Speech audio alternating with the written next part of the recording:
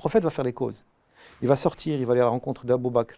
Ils vont faire un plan de sortie, ils vont engager un guide, ils vont demander à l'affranchi d'Abou Bakr d'effacer les traces, ils vont demander à Abdullah ibn Abou Bakr d'être leur service de renseignement.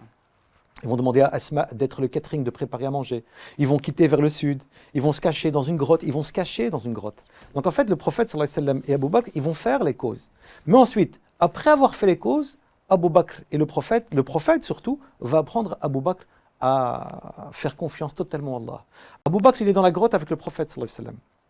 Et les Mécois vont lancer les pisteurs à la recherche du prophète. La plupart des pisteurs vont partir directement vers le nord. Certains pisteurs vont malgré tout penser aller voir vers le sud.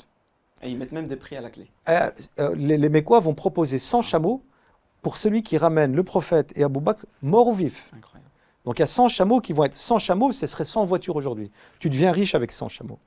Et donc il y a des pisteurs qui vont malgré tout retrouver la trace du prophète et de Abou Bakr. Où ça? Dans la grotte.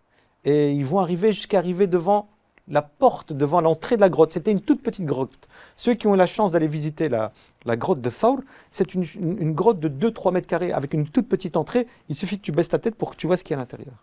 Donc ils s'approchent. Le prophète et Abou Bakr ont fait toutes les causes. Ils ont tout fait pour qu'ils ne se fassent pas avoir. Et là, Abou Bakr, il est en panique. Et donc il va dire au prophète, Ya Rasulallah, ils approchent. Il suffit qu'ils baissent leur tête et ils nous voient. Et le prophète sallallahu alayhi wa sallam va dire à Abou Bakr, et en fait il va le rassurer. Ma dhannuka ya Abou Bakr bisnayni Allahu thalithuhuma. Que penses-tu, ya Abou Bakr? De deux, Allah est leur troisième. Allah est ton troisième parce que tu as fait toutes les causes et parce que maintenant tu vas faire confiance à Allah.